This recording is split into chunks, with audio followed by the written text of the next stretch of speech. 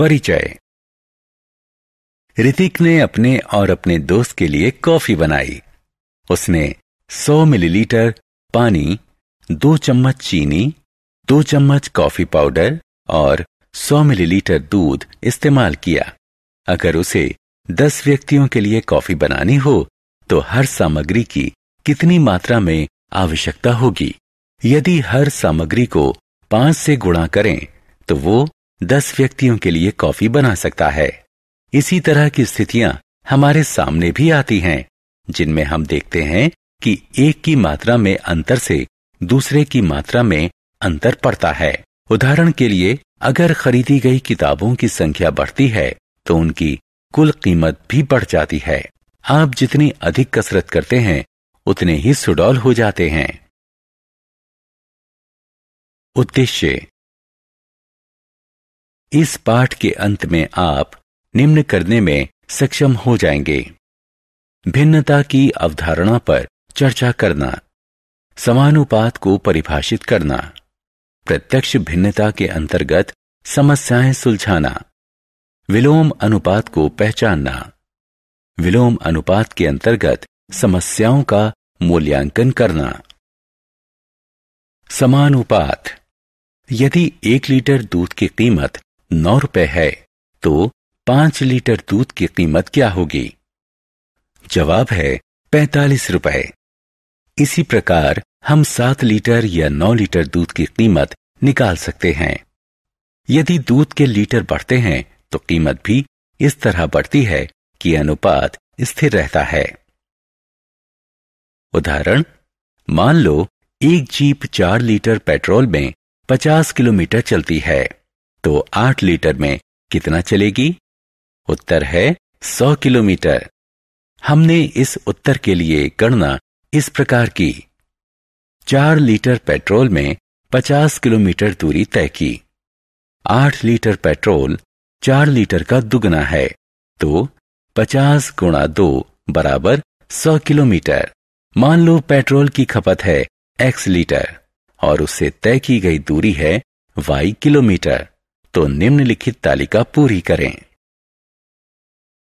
समानुपात। जैसे जैसे x बढ़ता है वैसे वैसे y का मूल्य भी इस तरह से बढ़ता है कि अनुपात x बटे y नहीं बदले, ये स्थिर, मान लीजिए k रहता है।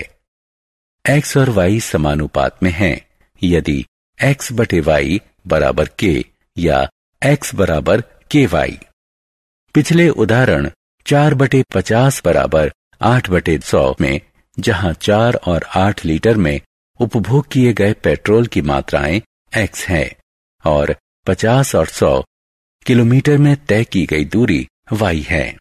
जब x और y समानुपात में हैं तो हम लिख सकते हैं x1 बटे y1 बराबर x2 बटे y2।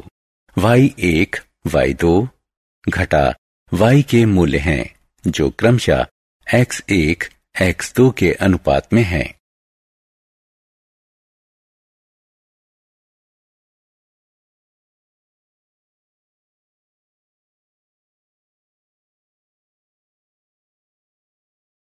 उदाहरण 2। 50 मीटर ऊंची एक मीनार की 35 मीटर लंबी परछाई पड़ती है, तो समान परिस्थितियों में उस प्रकाश स्तंभ की ऊंचाई क्या होगी जिसकी 45 मीटर लंबी परछाई पड़ती है? हल। मान लीजिए प्रकाश स्तंभ की ऊंचाई है x मीटर। हम तालिका बनाते हैं जैसे कि नीचे दिखाई गई है। ऊंचाई जितनी अधिक होगी परछाई उतनी ही लंबी होगी, इसलिए ये हुआ समानुपात। हम निम्नलिखित संबंध अपनाएंगे। प्रकाश स्तंभ की ऊंचाई है 64.2 मीटर। यह संबंध इस प्रकार लिखा जा सकता है: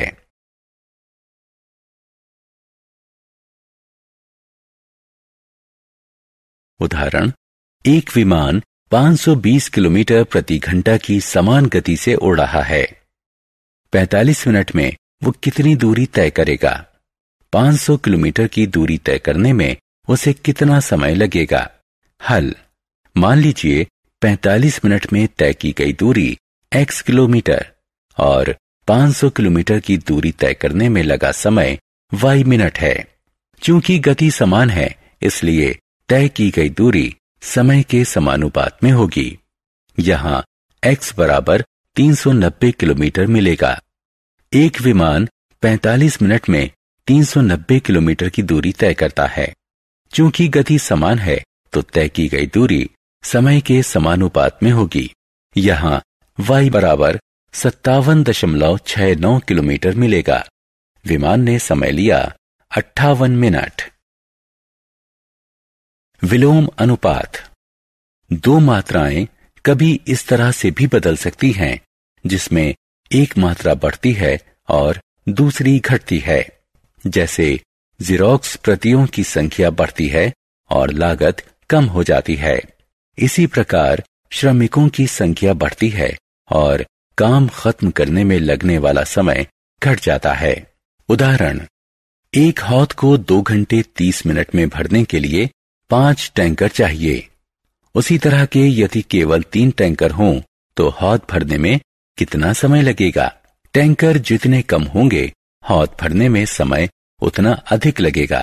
तो ये विलोम अनुपात हुआ। इस तरह 3 टैंकरों को हौद भरने में लगे 4 घंटे और 10 मिनट। विलोम अनुपात। उदाहरण, एक कक्षा में 30 छात्र हैं। उनके लिए 18 मेजों की जरूरत है। अगर 15 छात्र और आ जाएं, तो कितनी मेजों की जरूरत पड़ेगी?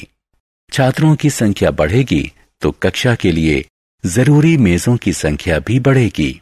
ये समानुपात है। इस तरह जितनी मेजों की जरूरत पड़ेगी वे हैं 27।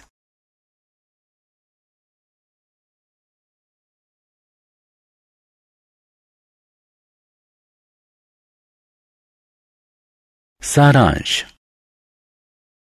आइए हमने जो कुछ सीखा है उसे संक्षेप में दोहराएं। अगर दो राशियां x और y इस तरह एक साथ बढ़ती घटती हैं कि उनके समकक्ष मूल्यों का अनुपात स्थिर रहे, तो वो समानुपात में मानी जाती हैं। अगर x बटा y बराबर k है, यहाँ k सम संख्या है, तो कहा जाएगा x और y समानुपात में बदलते हैं। ऐसे मामले में यदि y के मूल्य y1, y2 है, जो क्रमशः x की x1 और x2 के मूल्य के समकक्ष है, तो x1 बटा y1 बराबर x2 बटा y2। दो राशियां x और y विलोम अनुपातिक कही जाती हैं। अगर x में वृद्धि होने से y में अनुपातिक गिरावट और इसके विपरीत भी इस तरह आती हो कि उनके समकक्ष मूल्यों का परिणाम स्थिर रहे, अर्थात अगर xy बराबर k है, तो कहा जाता है कि x और y में विलोम अनुपातिक बदलाव होता है। इस स्थिति में यदि y1, y2, y के मूल्य हैं जो क्रमशः x के मूल्य x1, x2 के समकक्ष हैं, तो x1, y1 बराबर x2, y2 या x1 बटा x2 बराबर y2 बटा y1।